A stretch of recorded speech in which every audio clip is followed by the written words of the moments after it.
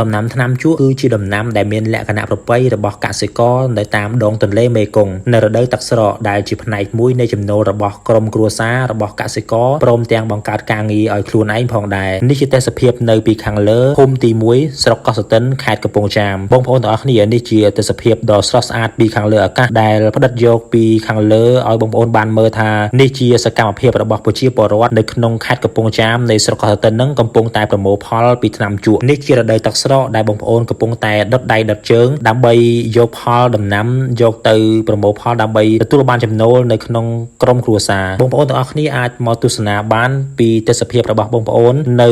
ក្នុងស្រុកកោះស្ទឹងនេះជា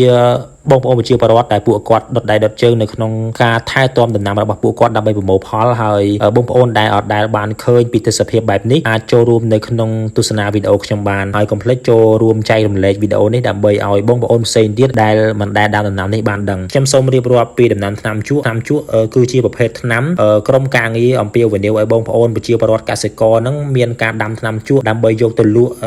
ឲ្យក្រុមហ៊ុនផ្សេងដែលគេធ្វើយកទៅបង្កើតរបៀបថ្នាំជក់កតាថ្នាំអីចឹងបងប្អូនដែលអត់ដែលបានដឹងពីថ្នាំជក់នេះទេគឺគេដាំតាមដងទន្លេមេគង្គនៅរដូវទឹកស្រកអញ្ចឹងនៅពេលដែលទឹកឡើងអត់អាចប្រកបមុខរបរនេះបានទេព្រោះសារតែទឹកឡើងធ្វើឲ្យខូចថ្នាំអញ្ចឹងប្រជាពលរដ្ឋកំពុងតែដុតដៃដុតជើងប្រមូលព្រោះរដូវវស្សាវាឈានចូលមកដល់ដែរហើយអញ្ចឹងបងប្អូនកំពុងតែប្រមូលផលហើយការថែទាំនេះបងប្អូនដែលធ្វើនៅរដូវប្រាំងពួកគាត់តែងតែយកម៉ាស៊ីនអីបូមទឹកពីដងទន្លេមេគង្គដើម្បីឲ្យវាមានពណ៌ល្អហើយធ្វើម៉េចឲ្យវា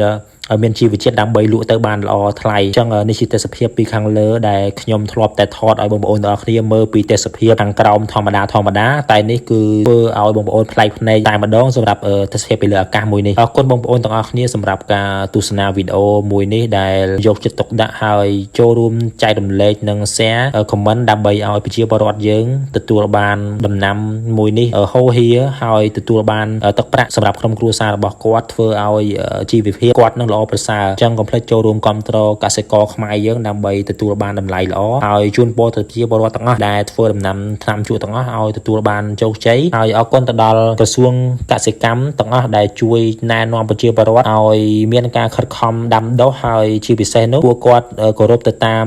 ការថែទាំរបស់ក្រសួងដែលធ្វើឲ្យថ្នាំជក់នេះមានផលល្អហើយទទួលបានទឹកប្រាក់ល្អគួរសមសម្រាប់ក្រុមគ្រួសារបងប្អូនទាំងអស់គ្នាអាចចូលទៅមើលក្នុង page របស់ខ្ញុំផ្សេងបានដែលតាក់ទងទៅនឹងដំណាំហើយមួយទៀតហ្នឹងកុំភ្លេចចូលរួម share វីដេអូនេះមួយផងដើម្បីទទួលបានវីដេអូថ្មីពីខ្ញុំបាទអ្នកផលិតវីដេអូមួយរូបដែរហើយសង្ឃឹមថាវីដេអូរបស់ខ្ញុំជាចំណេះដឹងទៅដល់បងប្អូនទាំងអស់គ្នាបើវីដេអូនេះល្អសម្រាប់បងប្អូនពុកម៉ែទាំងអស់គ្នាអាចជួយ share វីដេអូនេះទុកមើលនៅពេលក្រោយបានហើយខ្ញុំនឹងរៀបរាប់ទស្សនវិជ្ជាផ្សេងជូនបងប្អូនទាំងអស់គ្នា